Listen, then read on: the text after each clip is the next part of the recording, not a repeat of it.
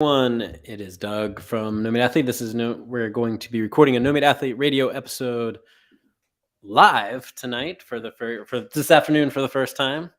I am bringing in Matt Frazier here. He is chuckling at me, fumbling through this intro because he's gotten so good at it. I've kind of forgotten how to do these. So once he goes live, we will officially start the No Meat Athlete radio episode. But I love seeing people coming in on Instagram.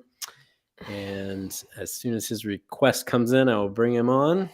We're also over on YouTube. If you go to youtube.com/nomeatathlete, that is where the magic happens on our daily plant-based morning show, and also where the magic might happen today because both of our phones are about to die. So we will be we might have to end the Instagram version of this early. All right. Let's see if we can bring Matt in here. Matt, I'm going to do an intro here that we'll record. All right. Why don't you come on?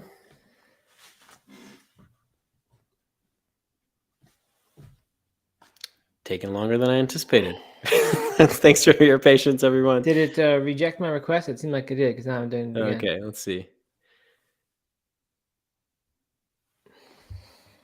We're bringing Matt on Instagram. If you're here on YouTube. All right. Hello, everyone. Welcome to No Meat Athlete Radio live. We're going live, Matt. It's a beautiful day because I get to see your face not once, but twice. Yeah, in the afternoon this time too. I have a huge glare. My where I sit at my desk gets a tremendous amount of sunlight at this hour, which maybe is why I tend to work out at this time instead of be at the computer because it's just so uncomfortable. So anyway, apologize for the very bright reflection. No problem. You look good. It looks you look alive. You got some nice glow to you. So I guess so. If people don't know, if people are listening to the No Meat Athlete Radio podcast once it's published on the feed, or if you're tuning in live right now and aren't used to seeing us, we do this every day. We do it every day at 11 a.m., but not No Meat Athlete Radio. We're doing the Plant-Based Morning Show, which is a slightly different show. I think a little different, but we get to spend time together, and we get to spend time with a pretty active live community during that show. Yes, so we should make it abundantly clear what we are doing here. What you can do if you're a No Meat Athlete Radio listener. First of all, we want to resurrect No Meat Athlete Radio. Right? It's too good, too long standing of a tradition to just let it go. Obviously, since we started this morning show, which is a daily weekday show, we have not had the energy or, I guess, content ideas for No Meat Athlete Radio because we've put so much into that other show. So anyway, we thought, and what we want to do, this has kind of always been part of the vision, is be doing a bunch of live shows. No Meat Athlete Radio would be the second of such live shows. But it'd be cool if our content brand turned into a bunch of shows about different topics. It might not always be me and you, Doug. It could be other people as well. Let's say we had a cooking show or a foodie show, right? It might be one of us or not the other. Certainly wouldn't be you on the foodie show. I think we would, nobody would want to hear that. I don't know, Matt. I don't know. I think people might be more interested in my overstuffed hamburgers than your very boring pizzas with no toppings. My traditional classic foods. Yeah. I don't know. But anyway, so what you can do if you're interested in so we're going to keep recording No Meat Athlete Radio episodes in this live fashion. I think that's the format we've become comfortable with. It's nice to have people be able to be a part of the episodes and chime in live. The video just, I think, adds another nice element. So what you can do is go to youtube.com/nomeatathlete, and you can subscribe there and turn on the alerts and all that. And that way you'll get an alert whenever we do go live with the show, so that next week or whenever we next do this, which may not be next week because I'm kind of on vacation then, but then the next, you'll get a notification and you can join in these shows live. It's not always going to be at this time slot necessarily. It may, but we'll just have to see how that goes. But anyway, you can do that. You'll also get the morning show notifications if you do that. Hopefully you don't view that as too big of a disservice to get that as well. But that's what we're doing. We'll still put these out on the No Meat Athlete Radio podcast feed, so you can always just keep listening that way if you prefer. And we'll see how it goes. I don't really know. Like I said, we hope to revive this show. I hope we can consistently have content for it. This is a little different from the morning show content. but remains to be seen. But we're in the spirit recently of just trying things and hope putting out content, assuming that's usually a good thing. So that's what we're doing. Just if you are a No Meat Athlete feed listener, then you might also be getting some non Matt and Doug live shows, interviews and things like that, like we've done traditionally for the last year or so. Yep. So there'll be things happening there that might not be happening on the live feed too. So subscribe both on the YouTube channel, YouTube/No Meat Athlete, and on the podcast channel. Yes. And one final announcement before we actually start the show, this content. The Plant-Based Morning Show took off in such a way, at least the community around the show did, that we started a Discord server for that community. So if you want to join in that, it's actually really fun. There's a lot of people there. And even if you can't make the live morning show every morning or listen to another podcast with it each morning, you can welcome to join us over there. That's nomeatathlete.com/Discord. That will redirect you over to the Discord where you can then join and, just be hanging out with a bunch of plant-based people who I think you will get along with. And what's a Discord, Matt? Discord is kind of like a Slack, kind of like a Facebook, kind of like MySpace page. Really, is probably the best way to describe it. It's a MySpace. No, I don't know. It's a forum, right? A web forum, or yeah. You have different channels. We got channels we're talking about recipes and fitness, and it's a community platform. A community platform. There you go. Yeah.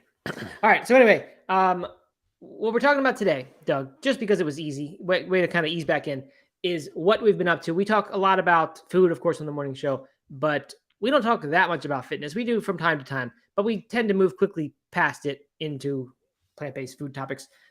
So we figured we'd just sort of catch up on what we've been doing with fitness, what's working, what, if anything, not working, how it's different from what we've done in the past, and just whatever. And if themes come out of that around habit change or sustainable fitness, which they might, because that's kind of where my head's at a little bit more than it used to be, then so be it. And that's a good thing. So you, Doug, on No Meat Athlete Radio, I assume it was No Meat Athlete Radio, you talked about this push-ups goal of yours. Must have been 2-3 years ago, right? Around pull-ups. New Year's time? Yeah, it was 2 years ago. It was a resolution of mine to do 5 pull-ups. Okay. And it became quite the joke on the show. I'm a little not remembering how much of that was No Meat Athlete Radio and how much is just the morning show, because it's also a running joke on the morning show. But you didn't get a pull-up bar that whole first year. You figured you would do it at the playground. That's right. Which is just great fodder for jokes. Is imagining Doug shirtless at the playground with kids running all around. But anyway, you were unsuccessful. This year you have gotten a pull-up bar thanks to some cajoling and pushing from people. Oh yeah, I definitely got pressured into it. Yeah, right. So anyway, I guess let us know how that is all going, and what else you're doing, like fitness-wise, because I know you're still running. That's kind of always been your thing. But yeah, let's just start there, and then I'll get into what I'm doing, which is certainly different, a departure from what I've had been doing. Yeah, so it all started 2 years ago. I made this pull-up challenge. You're gonna have a cough drop on, huh? During this, you're gonna be eating a cough drop? I am. Okay. It's better than me coughing, right? I mean, I don't know. I honestly don't know. Okay. Well, I can spit it out. Yeah, no, so it all started 2 years ago. I made a goal of 5 pull-ups. I thought I would do it more of an integrated pull-up style, whereas if I was next to something that I could do a pull-up on, like a playground, then I would bring in the pull-ups at that point. But it went nowhere. One, I was oftentimes too embarrassed to try to do it at the playground if there were other people around, so I would wait for a playground that was just me and my girls. And let's face it, that doesn't happen very often. So So one, it was maybe happening like once a month or every couple weeks that I would actually be doing the pull-ups. And then 2, it just, I'm never going to, I guess it was the inconsistency around it. I was never going to reach my pull-up goal by only doing it every couple weeks. So it became a running joke. I kept saying I was going to get into it, and I never did. And that was really 2 years past. But this year on the Plant-Based Morning Show, we were talking about resolutions. I revived that resolution maybe for the 3rd time. And you started holding my feet to the fire as well as the community did around almost every day, or at least every couple days, asking me when I was going to buy that pull-up bar. And I drug my feet for a little bit. I must admit, it was a couple weeks there where I delayed getting that pull-up bar. But eventually I did. Well, kind of. I got rings. I got rings instead of a bar, And which it was gifted to you, right? and it was gifted to me. That's right, by someone who listens to the show and knows how much grief you were giving me. I think they just didn't want to hear it anymore. But the idea is super simple, and it is. I put them. If you're on YouTube, you'll be able to see it. I put them right there, right next to my desk, 2 feet away from my desk, and installed in the ceiling. Installed through the ceiling with bolts in the ceiling, Mm-hmm. and they are right there. I have no excuse. Every time I'm walking by, every time I'm going to the door, every time I'm standing up, or to go and get food or anything like that, not to do a couple pull-ups. And I will say I don't do it every time I get up.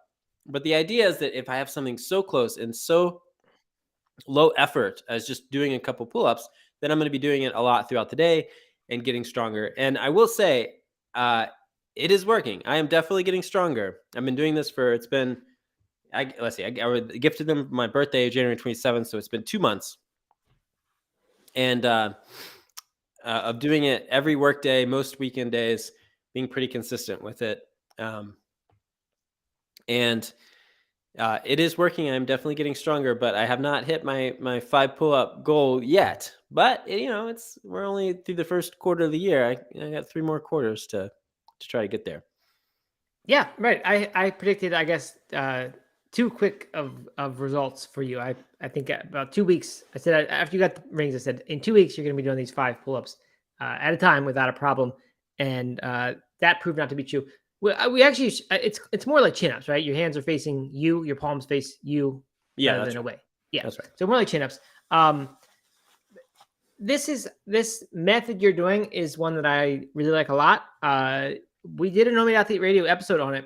That the name, unofficial sort of name, is Grease the Groove, and I learned about it from this guy Pavel Tsatsouline, who you will know from my kettlebell stuff if you listen to all those old No Meat Athlete Radio episodes.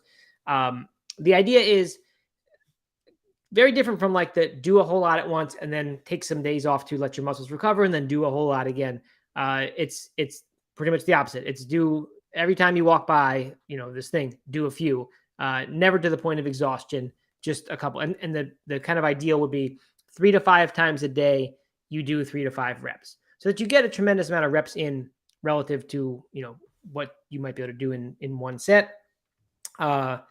And you do it throughout the day so that it's never too taxing. And, it shouldn't really, it's hard with pull-ups maybe because you don't want to exceed like 50% of your max effort. So if you can't do 3 pull-ups, then obviously 3 pull-ups is too many as a minimum for that sort of thing. But, in principle, I think it's still a good thing to do if you can find a way to adapt and do it. And some people would use like bands or things to assist the pull-ups at first if you wanted to do that kind of method. So you've been doing something like that. You've been mixing in some other things as well. That's right. But I like the approach, and it worked really well for me. Actually, Doug, what Holden was just asking my son, because he's into pull-ups these days, because we have a pull-up bar in our garage. He's into pull-ups. We should clarify. He's into pull-ups because he thought he could go faster than I did, and sure enough, he won. He won this challenge. He did. He won. He was asking me, so I started doing weighted pull-ups, which is like where you put a little kettlebell on your foot, and I'm not doing a heavy weight. I do like the lightest kettlebell we have, 15 pounds. But it makes it harder. And yesterday I got a couple sets of them and I was telling him about it. And he said, when did you get from like where you could barely get 5 or 6, which was not all that long ago, to where you can do it with that? And I said, I think what actually started making a difference for me is when I got doing like a ladder kind of thing. I started doing 2, 3, 5, 2, 3, 5, 2, 3, 5. And I started doing a bunch of those in a workout. I might do 3 or 4 of those ladders. And then from then, I feel like that's when I got a lot stronger. So, that you said you're doing some harder type workouts now, right? That aren't just a couple at a time. Yeah. Well, I'm using some bands and stools and stuff to like allow me to like really kind of max out what I can do. Mm-hmm. But something, I love your take on this. So I can do 5 if I let go, like if I stop, like put my feet on the ground kind of thing, and then start over. That transition, like going all the way down and then that dead hang and then pulling back up, that transition, I can really only do it once successfully, and then I have so much trouble. But if I release and then start over again, it's way easier. And so I'm what I'm not sure about is if it's better for me to just release and be able to get better at doing more, that 5 to make it 10 of those kind of like single pull-ups or chin-ups, or to really focus in on that, zero in on that transition. That's a good question. I don't know. I think I do wonder, like, if it's, I'm guessing it's not a grip issue, right? It's No, not that your grip tires, because when I do deadlifts, that's like the limiting factor is grip. So if I set it down in between, then I can actually get a lot more. But is it that when you do a single, you actually don't start from the very bottom dead hang position? Is that why it's easy to do that? Yeah, maybe. I mean, I try to, but I'm sure that there's a little bit of like, a little bit of the momentum in there. Yeah. What I would do ladders of like 1, 2, 3, where you do stay on, but then you get that one by itself that you get to hop off for. Then you hop on, you 2, and then you hop off, and then you 3. So that'll get you a little bit of balance. I think that might work for you a little bit. All right. Well, I'm gonna do that. I am like, what I will say is, it's anyone who listens to No Meat Athlete Radio knows that I've never really been into any sort of strength, never been into weightlifting or anything like that. Even a little bit into different kind of body weight stuff for a month here and a month there, and kettlebell work a little bit over the last couple of years. But it's been really cool to have this kind of strength practice that is very simple. Kind of takes all the stuff that I don't like about strength training out of it, because there's not a lot of gear, there's not a lot of like grunting and maxing out and all that stuff. But it's still, kind of using muscles that I'm not used to using, and obviously have neglected for many, many years if I'm struggling this much to be able to do a couple pull-ups. And so I don't know, it's been a fun little challenge. Yeah, I think that is well, I like what you said there about not having to do a bunch of grunting and maxing out, because I really have come to think that that's not the best way to work out, like, especially for this stage of life, like, because I'm over 40 now, you're getting close to it. I don't know. Do you acknowledge that, Doug? Are you in fact getting close to it, or are you still in denial? Oh, I mean, I'm years away from 40. Are you mid-30s still? Yeah, definitely. All right, good. Then I apologize. But I like this guy Pavel and some other people, like Dan John is another good fitness writer that I've gotten into recently. They really say like that you should not be training to failure for the most part. For most people, should not be. There are just there's too much risk of injury. There's too much risk of burnout, and the benefits of doing so, they're really not that great. It leaves you trashed for several days after that, so that should you need to actually use those muscles for some time, you don't have all your strength at your disposal, for one thing. But just in general, the injury thing especially, and for me, the burnout is a big one. So Dan John, I think we did a No Meat Athlete Radio episode. I know I wrote a long email about this around Thanksgiving time, I think, about this thing I was doing where the goal is increase your 1 rep max, but you don't actually do any 1 rep max work to do it. You do all of your stuff with like sets of 5s, and you always do them at like 70 to 80% of what you could do it at that day. So you're never getting anywhere near failure. You're never missing a rep, because it's just not hard enough to do that. But you get stronger and stronger at the amount you can do, keeping that criteria that you're not getting anywhere near failure. You be able to do that at more and more weight. And then, sure enough, if you actually test the 1 rep max before and after, it'll go up. I mean, you're getting stronger by all measures. You're just doing so by strengthening or by increasing the amount you can lift in this 5 rep without failing range. And I've just found it to be such a more approachable way of working out. So I can jump into what I'm doing now, and then we can circle back, because I do want to hear what you're doing with running. At least as far as how you think it fits into fitness for you. But I was doing stuff every day for the first month of this year. That was one of my New Year's resolutions. I actually did it for the purpose of the morning show. Really, I just wanted to have something fun to commit to and talk about. And I had never really done a workout every day. Just like with running, I had always sort of naturally assumed you have to have a day off. Like it's just the conventional wisdom says you take a day off. You don't want to exercise every day because your body needs one full day where it can just recover in a week. And it turns out that's not really true. Just like it's not true with running.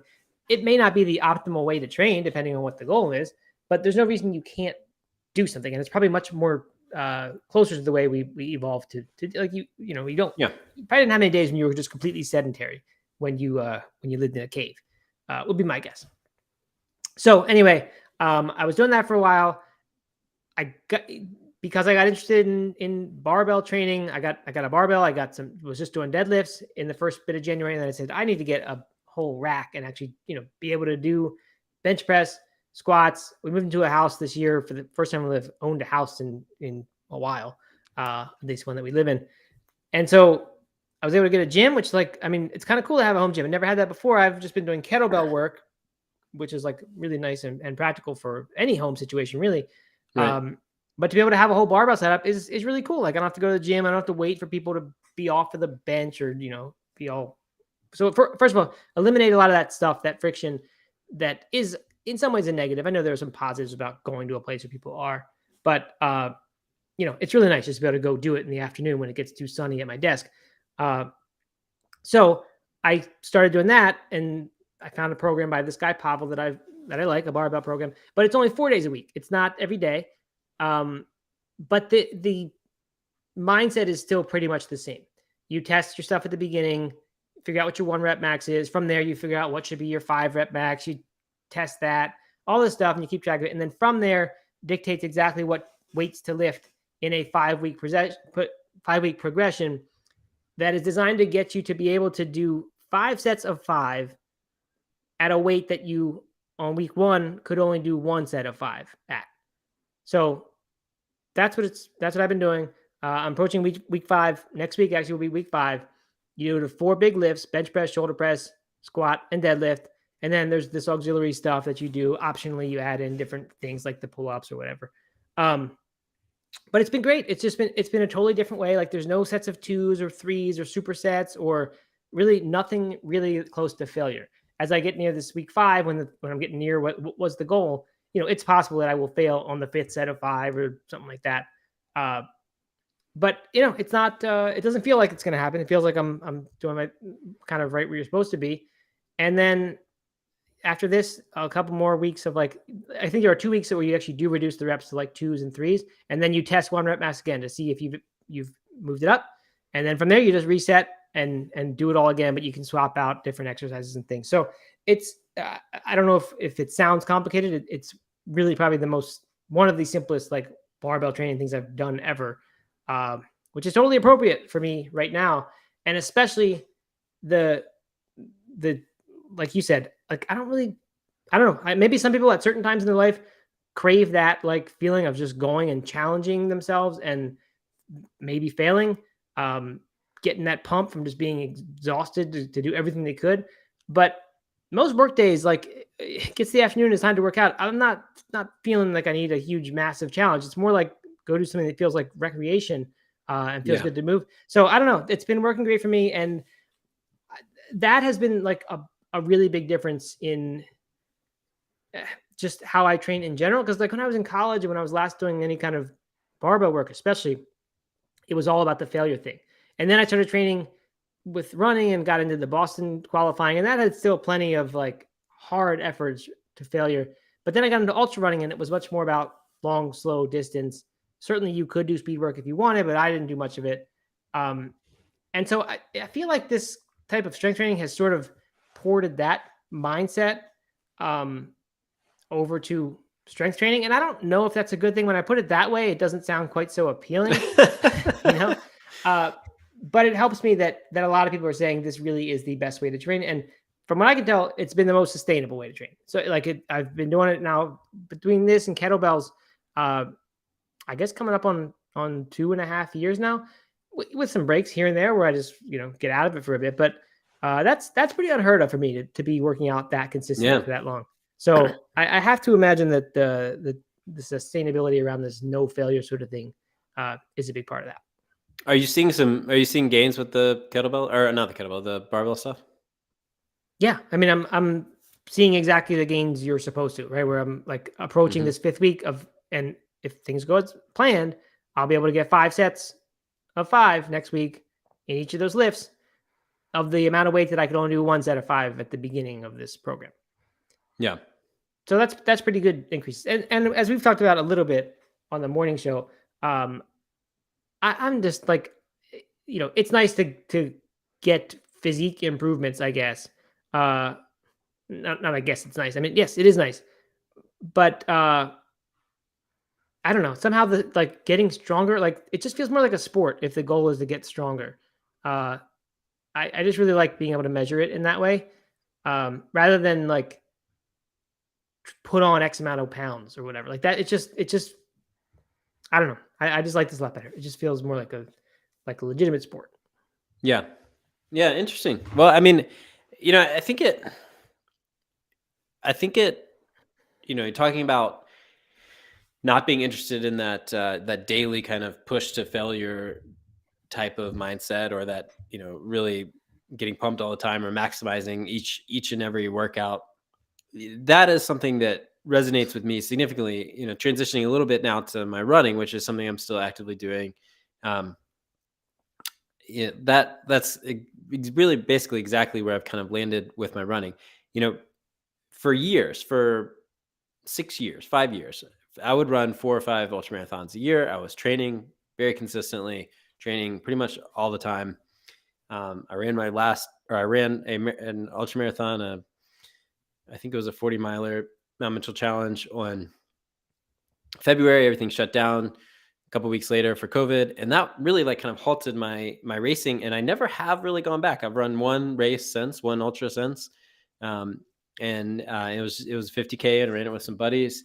And I never really have gotten back into that consistent training, or that consistent racing, I guess I should say, that I was doing before that. And I've really like wrestled with what that means, both for like my identity and also like what happened, like why have I kind of let that go? And what I'm coming to understand right now in particular, and it took a while to kind of process this, is that level of like training where I was pushing myself with long runs, worried about pace and worried about speed and time and distance and all that stuff. Just it felt, I mean, it worked for me for many years, but it is not something, I don't know if I've gotten older, or if it's just I'm just in a different place in my life, I think, and I've kind of gone through that part of that phase, that season of my life. At least for now, I may come back to it. I'm sure I'll come back to it. But is that what's way more attractive to me now is still enjoying the running and still enjoying some racing and adventures and things like that, but doing it in a way that is more about the having fun, or I guess more about like where it can take me, where that kind of fitness and level can take me. And so, I mean, the past couple months have been an exploration in fitness for me, with between mountain biking and different types of running.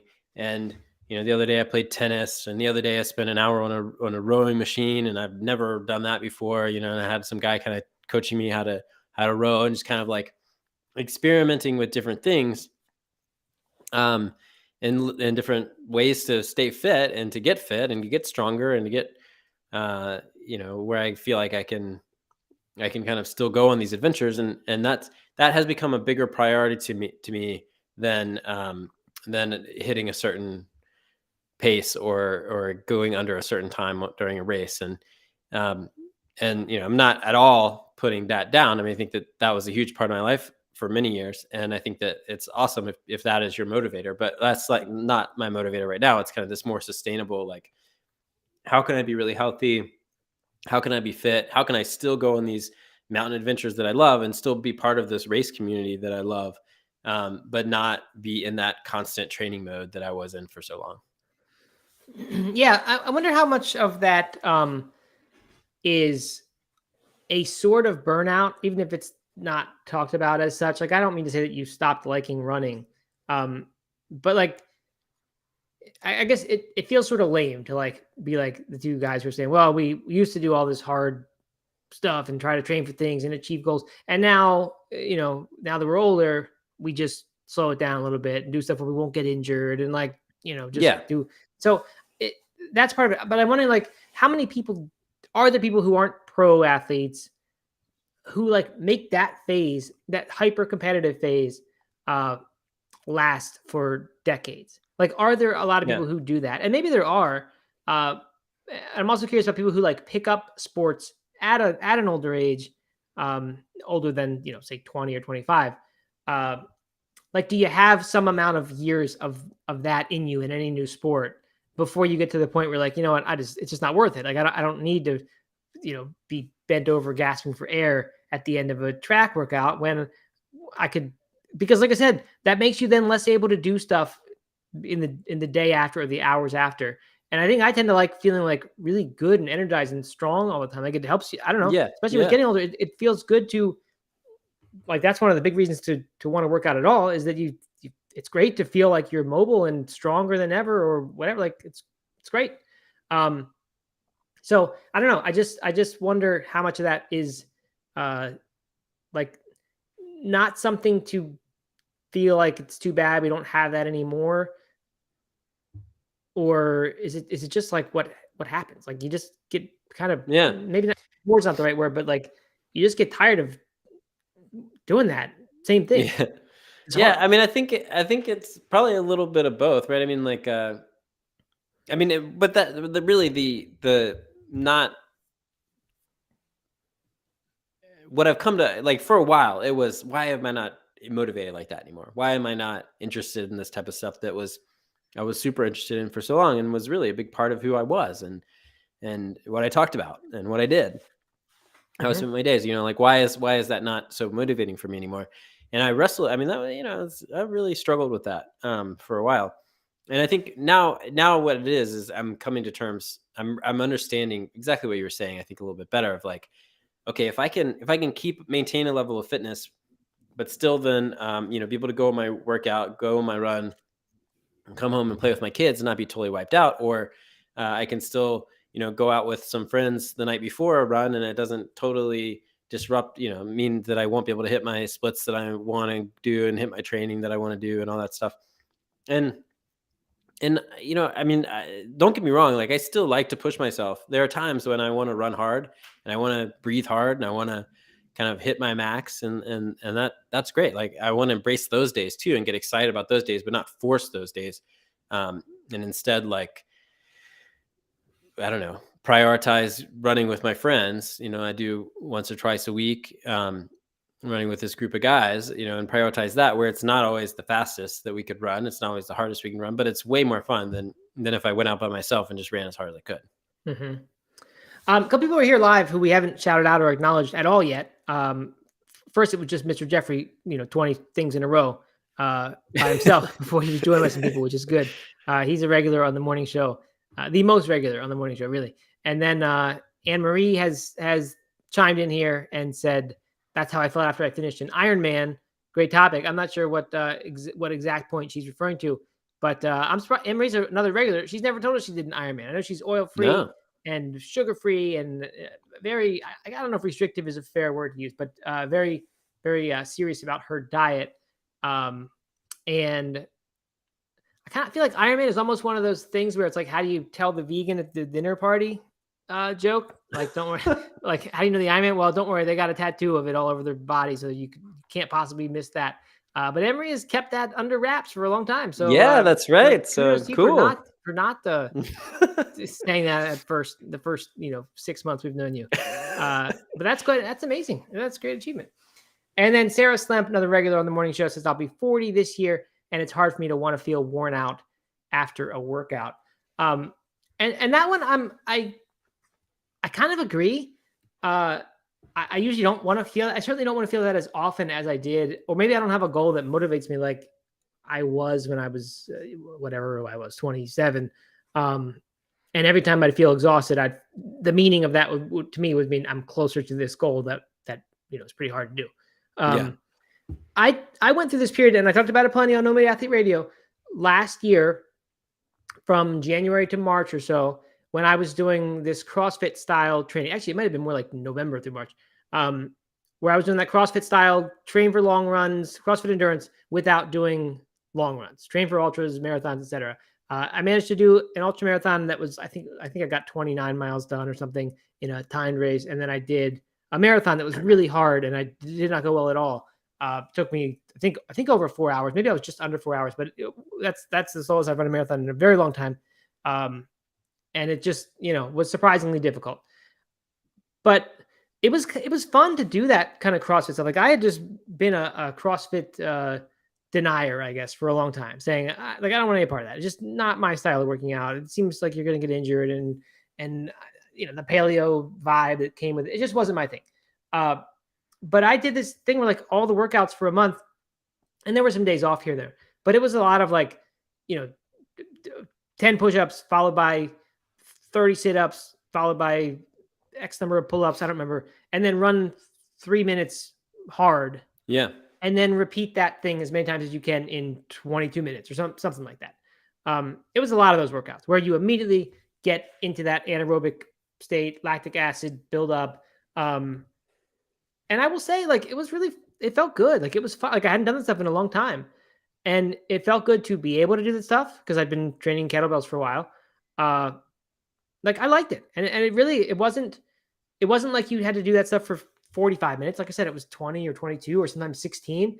And you just go hard for a little while and then you're done. And you do feel that way, but then you also feel a little bit of a pump and good about it.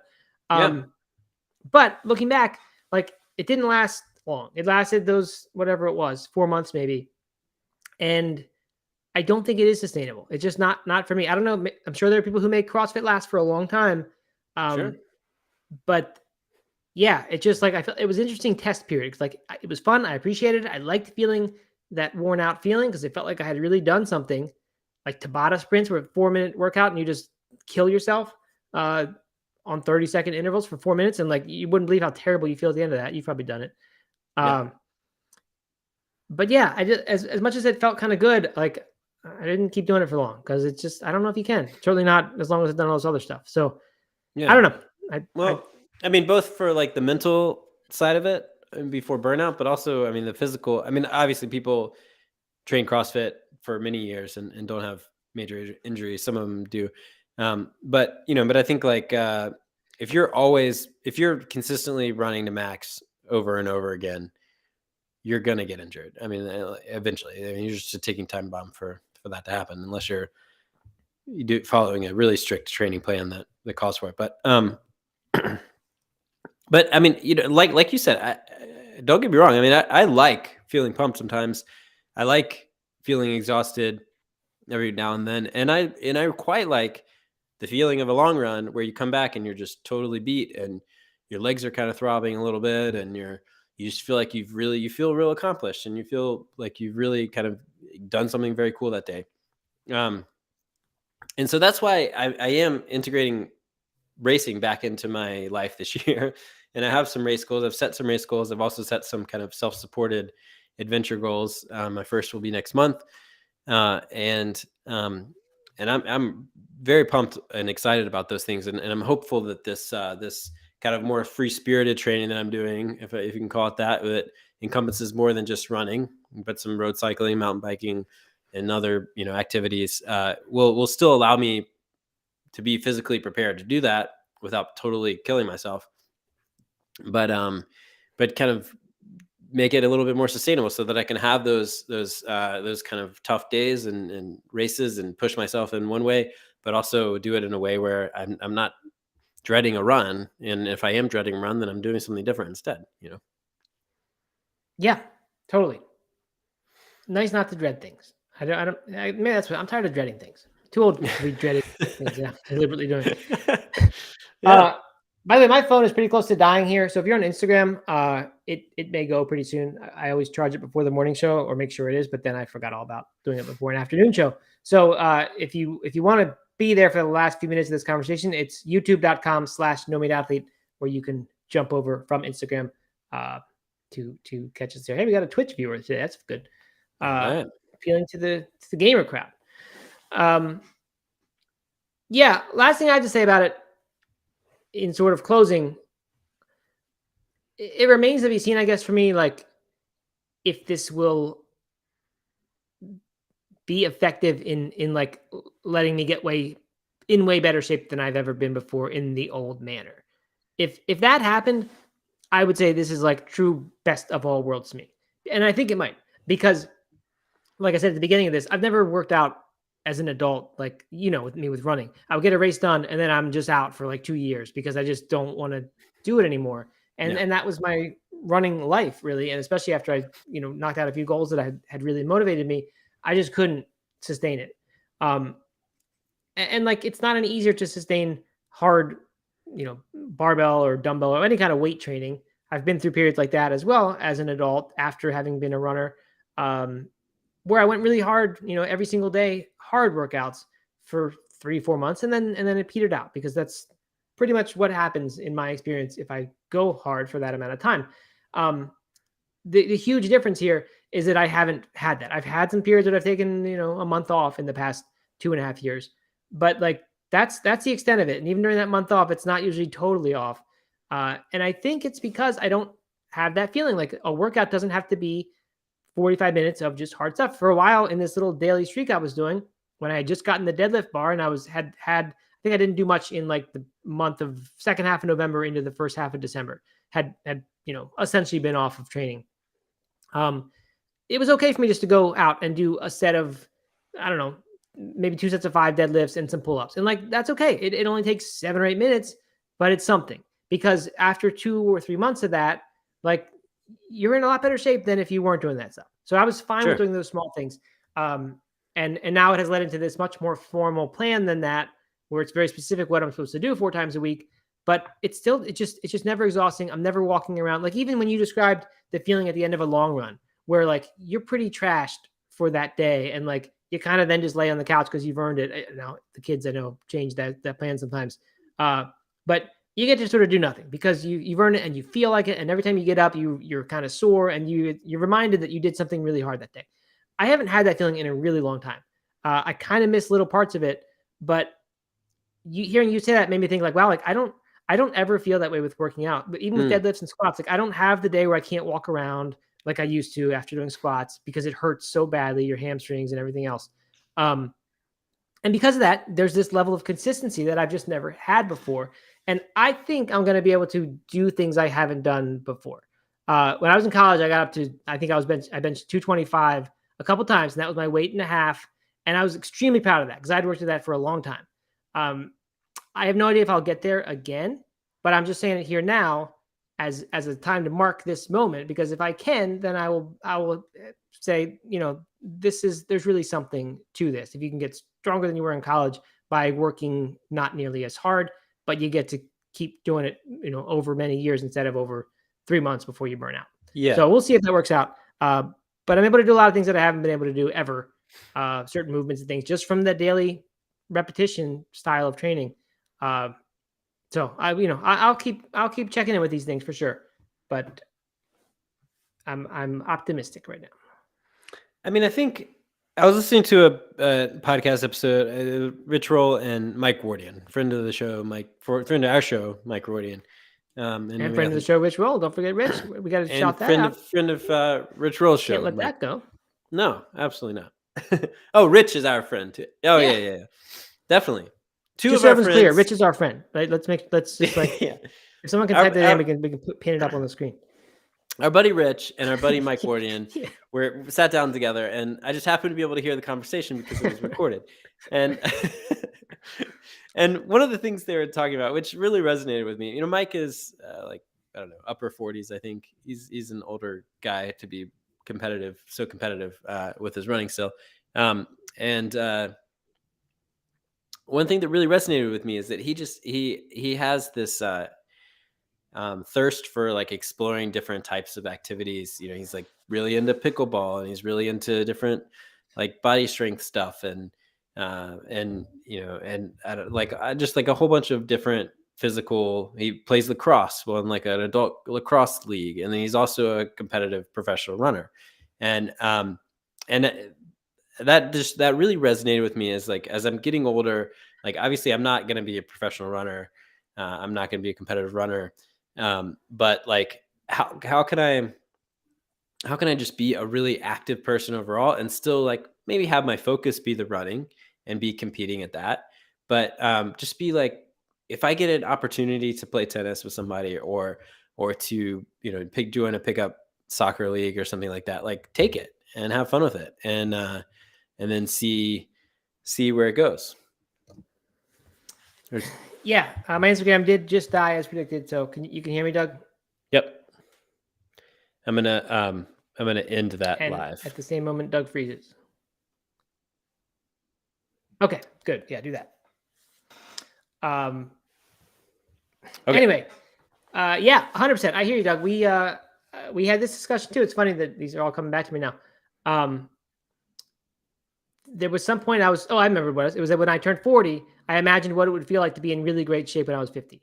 Yeah, because I was not in great shape at all when I was 40. We got some. There we go. Okay, can you hear me, Doug? My thing seems to be messing up. Yeah, you're good. Matt, can you hear me? Yes. Okay. I see you. You're not moving, but I can hear you. And maybe now it's fixed. Okay. Sorry about that, everyone. You're alive, right, Doug? I see no movement. I can hear you. If you can hear me. You can't hear me. Well, I can barely hear you. Stand by, everyone. Can you? I don't know. Do you want to go out and come back in?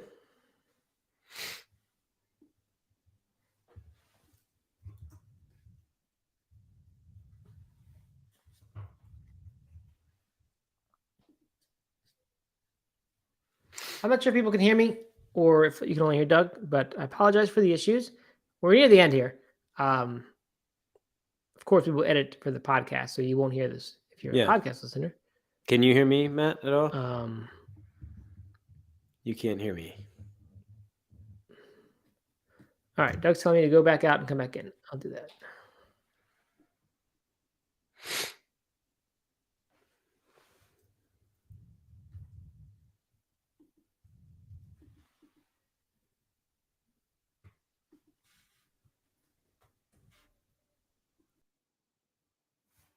Hey, everybody.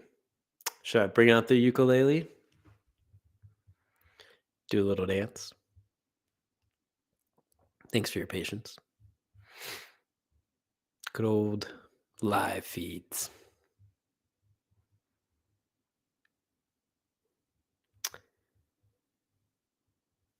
Where did George Washington keep his armies? In his sleeveys.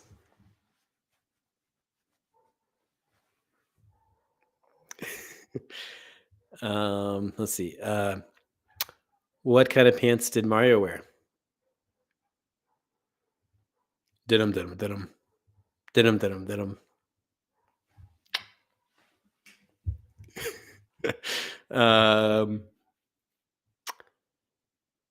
What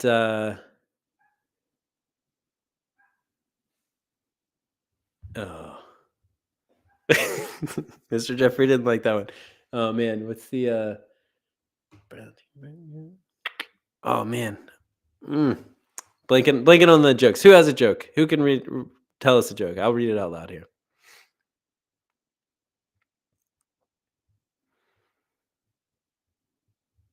Surely somebody has one. Lady draws a lot.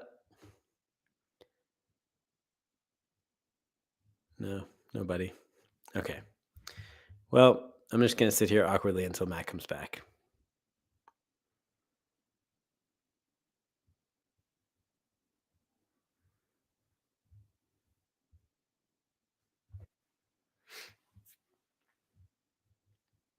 Is he back? What do you call a crocodile in a suit? Ooh, this is going to be a good one. Oh, wait, you messed up. We were telling jokes. Can you hear us now, Matt?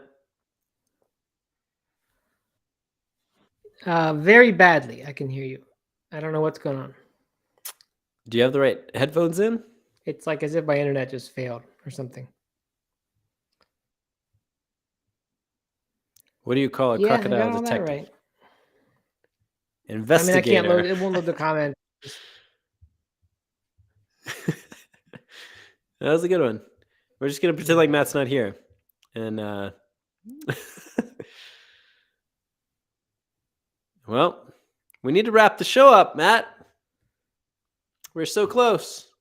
I know. Can you hear me right now? Yeah, we can. I can hear you fine.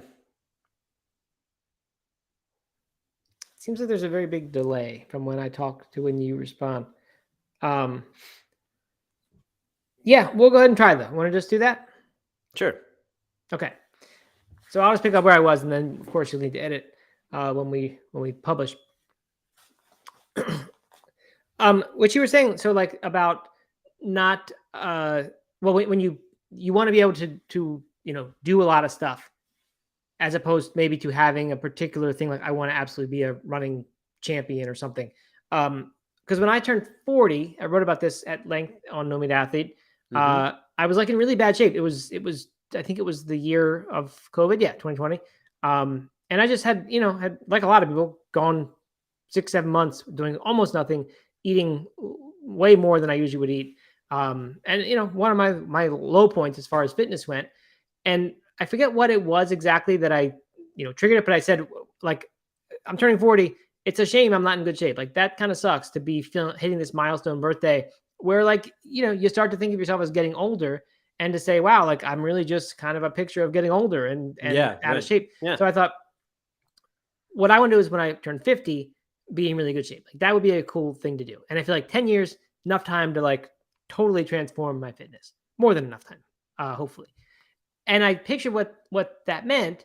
And what I actually pictured was like, not like you said, not like winning races or doing any great feats, but it was like, having fitness be part of my life, so that I went and played tennis, or not that I'm not into gardening, but like, could be active and doing stuff like that outside, or go skiing a lot, or like, just be someone who does active things, which when I was a kid, that wasn't my picture of a 50-year-old. I thought 50 is old and you have white hair and you have a cane and like you're basically done.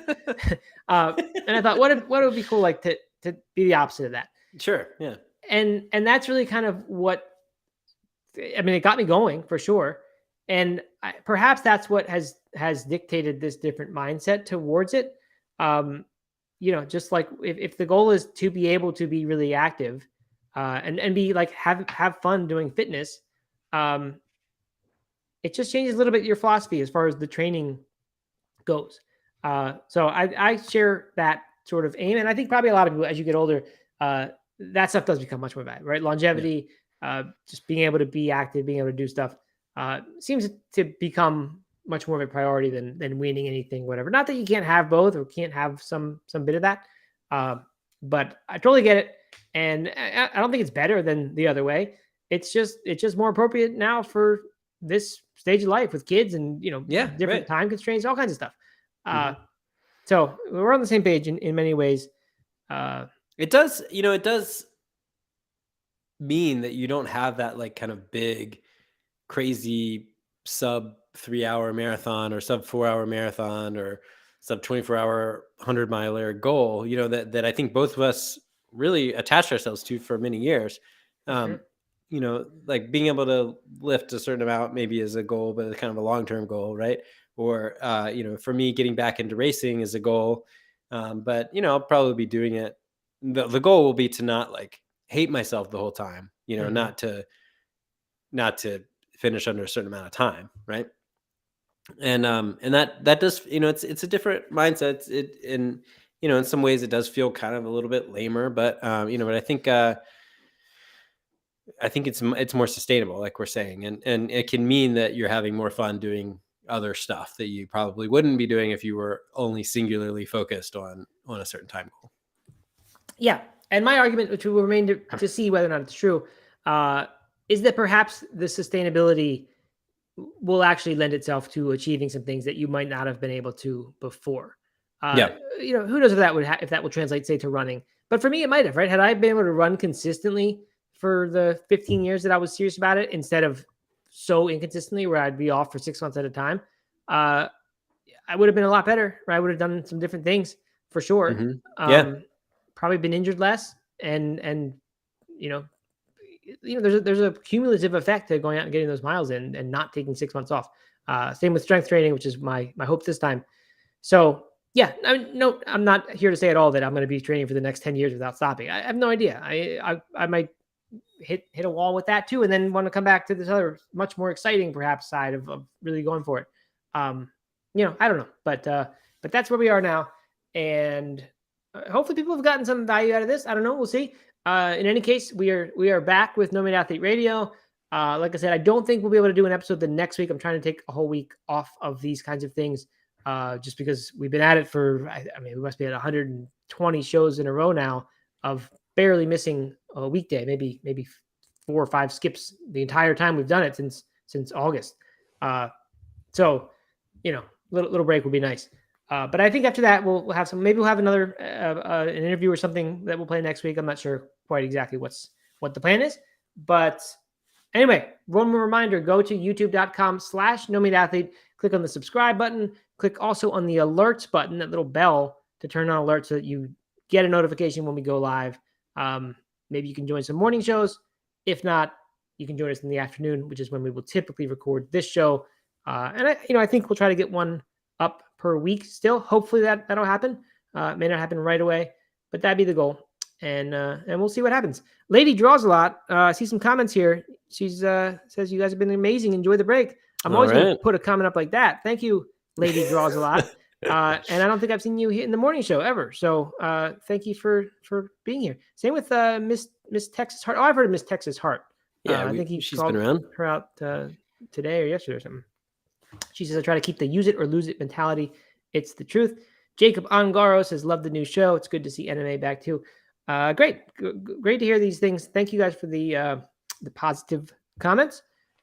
And one more, check out the Discord. One more call for that. NoMeatAthlete.com/Discord. Join the community, the growing and very engaged plant-based community there. And then I'll just Matt, I think that the sign of whether this strength work that you're doing is going to be consistent or not is I'd love for people to chime in on the over under of when you're going to start showing up to these live feeds in tank tops so you can show off your growing muscles. It's gonna be a long time till I do that. I don't know. You're looking mighty shredded underneath that green shirt there. I think a new coffee shirt from a new coffee shop in town. Oh, I like it. Yeah. I don't think I'd like to know what the over-unders are on that one. I'm always going to go over. I don't think it's going to happen. All right. Well, this was fun. Thanks for the people who joined live, and thanks for everyone who's been patient with us on the podcast feed of No Meat Athlete Radio. Definitely. I'm excited to be back.